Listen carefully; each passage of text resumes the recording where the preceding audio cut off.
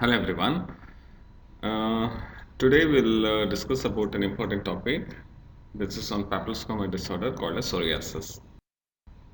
The topics I'll be covering in this is what is psoriasis, what is its severity, and what is its problem scenario, and what is it due to, and how does the patient present to you, what are the morphologies, and how is it distributed, and some of the complications, and we'll at the end we'll talk about it briefly about its management.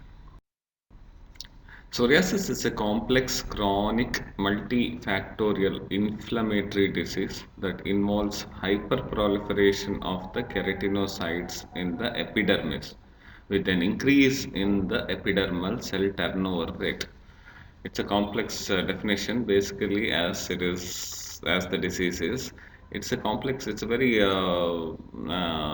important inflammatory conditions that we deal with, which the cause is not clearly known. It is multifactorial. And the basic thing that happens is skin proliferates faster here. The skin is proliferating very fast and it stays in skin on a body for a longer time. Environmental, genetic, and immunological factors are important factors that affect the condition, characterized mainly by red, scaly, sharply demarcated, indurated plaques and papules of epidemiology. If you want to see, it affects 2 to 3% of world population. There is no difference in the gender. So, what are the some of the factors that has been said to be playing a role is immunological factors, environmental factors, and systemic chronic inflammation. And the other factors are hereditary factors and certain genes such as PSORS1 and HLA-C. So, what are the triggering factors? If you have all these etiological factors behind, and there should be some triggers which can lead to psoriasis. Some of the well-known triggers are trauma, um, infection, stress, alcohol and smoking, metabolic factors such as hypocalcemia, and sunlight itself sometimes can be a triggering factor. There are certain drugs which can precipitate or aggravate the psoriasis. Some of the common drugs are beta blockers, which are used in hypertension, lithium, which is used as a psychiatric medication, antimalarials, NSAIDs, painkillers, ACE inhibitors, again, it's used as an antihypertensive. So, if someone is taking these drugs and get the lesion, this could be well the provoking factor. History, if you want to see, it's mainly prominent itchy red areas that occurs with increased scaling and peeling. New lesions appear at the site of injury or trauma, that is called as Kobner's phenomenon. Actual clearance of the lesion following trauma to the skin can also happen, but most commonly, wherever there is a trauma, the new lesions develop. The condition usually exacerbates in winter and improves in summer. Significant joint pain, stiffness, deformity is its important feature, and family history of a similar skin condition may be. When you examine, usually there will be erythematous scaly plaques and papules. Characterized lesions includes well demarcated erythematous plaques with adherent silvery white scales. Very important things to note is erythema, induration, and scaling. The commonest type in this is what we call it as psoriasis vulgaris. The sites involved is mostly it is extensor sites are involved, such as elbows, knees, and scalp. Lumbosacral areas, intergluteal areas are common sites. Palms and soles also can be involved. There is some important sign that you need to check when you are examining this case called as Auspitz sign. On scraping of the lesion of the psoriasis with a blunt glass slide, silvery scales are observed followed by glistening transparent membrane. On removal of this membrane, what we call as Buckley's membrane, a small pinpoint bleeding can be seen. This is what is Auspitz sign. This is very important to demonstrate in a case of chronic plaque psoriasis. One-off ring. One-off ring is another sign that we see in class psoriasis. That is a blanched halo of approximate uniform width around the psoriatic lesion. Means wherever there is psoriasis, around that there will be a whitish hypopigmentation. That is what is. So this is a photo of Auspitz sign as well as one off ring. In Auspitz sign, you see on screen removing the scales, tiny bleeding points, whereas in one off ring is hypopigmentation around the lesion of psoriasis. So what are the morphological types of psoriasis? We have chronic plaque psoriasis, most common form. Typically appears as erythematous scaly plaques covered with silvery white scales. Then we have guttate psoriasis. Guttate psoriasis means it is characterized by numerous small oval spots which appear as if they are raindrops. This is one which is associated with streptococcal throat infection, comes after episode of throat infection. Then there is pustular psoriasis, in which crops of pustules are seen on the trunk, which can be localized, sometimes limited to palms and soles, or it can be generalized. Other morphological types are erythrodermic psoriasis, which is generalized erythema and scaling involving more than 90% of body surface area. May be accomplished by fever, chills, hypothermia, dehydration, and secondary to the large body. Chronic plaque psoriasis. This is a photo, which is the most common type that you see.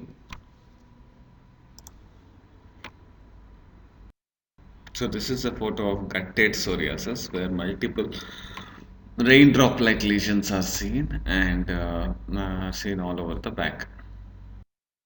This is erythrodermic psoriasis, where extensive involvement of lesions all over the trunk. This is pustular psoriasis, plaque studded with pustules, tiny pustules, sterile pustules, which will be there all over the body. This is more generalized variant of picture. So based on distribution, we also call as scalp psoriasis, palmoplantar psoriasis, nail psoriasis. Nails are usually involved in 25 to 50% of patients in the form of small pits, onycholysis, that is separation of the nail plate from the nail bed. Then we have subungual hyperkeratosis, where there will be deposition of the dead skin material beneath the nail plate, and then there will be splinter hemorrhages or oil drop sign. Inverse psoriasis is a type of psoriasis which, instead of, generally we see the involvement of extensors, but here more commonly flexors are involved. That's why it's called as inverse psoriasis. Spares the extensor surface and affects intertriginous area. This is scalp psoriasis.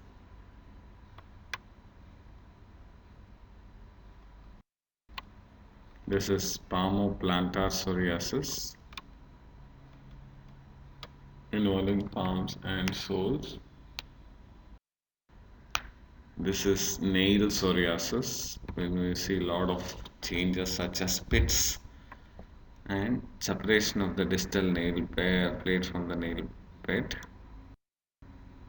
This is inverse psoriasis, where the flexures or intertriginous areas are involved. So what is the differential diagnosis for psoriasis? Differential diagnosis for psoriasis includes seborrheic dermatitis, nummular eczema, tinea corporis, lichen planus, secondary syphilis, pityriasis rosea, drug eruption, diaper dermatitis, tinea unguum, and mycosis fungoides. Seborrheic dermatitis is basically a dandruff, more severe form of dandruff, which we had discussed in previous class. Eczemas are also present as plaque. Tinea corporis, a very common fungal infection, also manifests as plaque. Lichen planus. These are all conditions which manifest as red scaly plaque, but what differentiates is the scales and the sites which get involved. So how do we manage psoriasis? Psoriasis is a chronic disease which has significant effect on quality of life. It will not cause any great mortality, but it's mainly morbidity. The quality of life will be severely hampered. Management should include both psychological as well as physical aspect of the disease. Psychosocial aspects is laying out reasonable aims of the treatment, patient education, counseling, and treatment of psychoactive medication. General measures is avoid trauma because trauma incites new lesions, weight reduction, reduce intake of alcoholic beverages, reduce emotional stress, and sunlight and sea bathing can be avoided. Topical therapy includes mainly moisturizers. You give emollients, itching and tenderness will come down, and also the trauma-induced new lesions also will come down. Tar is used, which is an anti-proliferative effect. 2 to 3% crude coal tar is used. Alternative is 4 to 10% coal tars, but usually what we use is crude 2 to 3% crude coal tar. Liquor carbonate detergents, that is in 4 to 10%, is just a tar distillate, is another alternatives we rarely use. Topical therapy is salicylic acid. It's another topical therapy which can be used is salicylic acid, which is a keratolytic agent, and as always, I use topical corticosteroids are the mainstay treatment for psoriasis, which is used in different potency based on the area involved and site involved and the severity, which has anti-inflammatory, anti-proliferative, and immunosuppressive actions. It can be used as monotherapy 1 to 2 times daily or combined with other topical agents. Topical retinoids such as tazarotene is also used 0.05% to 0.1%. It acts by normalizing the abnormal keratinocyte differentiation, diminishing hyperproliferation, and by decreasing expression of inflammatory markers. UVB phototherapy is basically what we use is generalized psoriasis unresponsive to topicals. We use UVB phototherapy. Narrowband UVB is more effective than broadband and is used for rapid clearance of duration. Usually we have to wait for around 8 to 10 treatments to happen. So we may give 15 to 20 treatments, and maintenance therapy may on a long term. Sometimes we combine phototherapy with certain drugs such as methotrexate. Methotrexate with ultraviolet shown to be potential value because of synergistic action, or sometimes retinoids are combined, which are that's as isocitrate with the phototherapy. There is something called as PUA. PUA is psoralen induced ultraviolet A therapy, where you give a psoralen prior to the phototherapy, you sensitize the skin and then expose the skin to the ultraviolet A rays. The one of the sensitizers that we use is psoralen. So this is PUA. Dosages you give 8 methoxypsoralen at around 0.4 to 0.6 milligram per kg. It has to be taken 1 to 2 hours before you expose the skin to UVA light.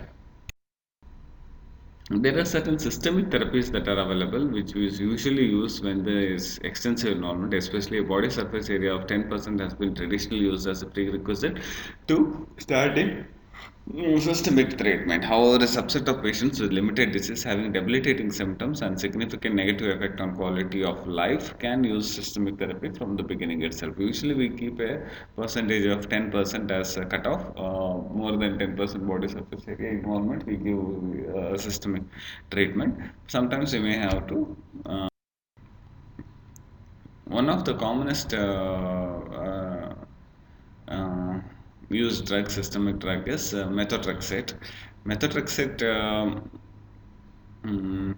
is used in severe recalcitrant debilitating psoriasis that is not adequately responsive to other forms of therapy. Dosing is it's has to be used as weekly single dose, and total dose should not exceed 30 milligram per week. Cyclosporin is another common drug that's used in non-immunocompromised patients with severe psoriasis. It affects very fast. The results are very good, and but needs a close monitoring as it has certain side effects similar to methotrexate. Acitretin is another retinoid which is used in psoriasis. Adults with severe plaque type of psoriasis, it is approved by FDA. Because of it doesn't have much immunosuppression also, so it can be used in people who are already immunosuppressed, such as HIV positive patients with psoriasis. 10 to 50 milligram per day is used in a single dose. So these were the different management treatment profiles that we can use in psoriasis. topicals or phototherapy or systemic drugs based on the degree of involvement. What you should know at the end of the class is how what is psoriasis, how do you classify it, and what are the types, and some of the very classical clinical manifestations should be known, and few points about the treatments that are available is what it's all required for you to know.